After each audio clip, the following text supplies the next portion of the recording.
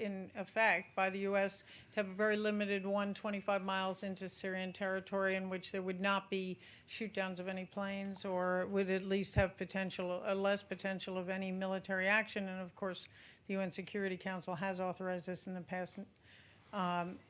Is that out of the question in terms of his view of militarization? Well, so the Security Council will have to decide on the course of action it wishes to take, and of course the Secretary General will have his consultations with members of the Security Council and make his opinion known then. But his includes a view against a no-fly zone.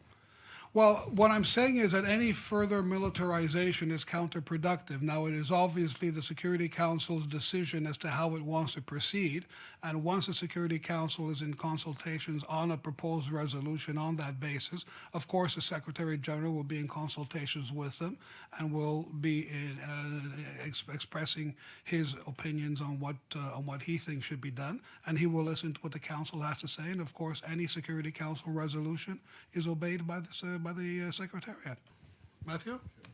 Once again, yeah, I wanted to ask a couple things about troop contributing countries. One is this issue of Fiji going into UNDOF.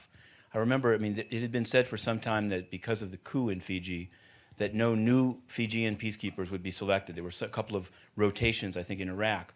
But has that policy, it seems like it has been, but was some determination made by the Secretariat that democracy has been restored in Fiji, or is it just the desperate need for UNDOF peacekeepers has waived the previously stated policy of not accepting peacekeepers from a country after a coup?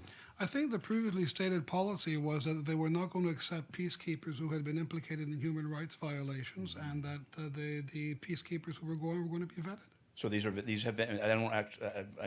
I'll go back to the policy, but the individuals, the 170 that are being sent, have been vetted. I suggest you discuss that with EPKO. Okay. They're the people responsible for the peace. And I wanted to ask also the other TCC question has to do with this issue of Chad and MINUSMA. And I know it's come up a couple of times, but I've been listening to the debate this morning, and I haven't heard it addressed either in Mr. Ladsu's speech or Mr. Rugi's.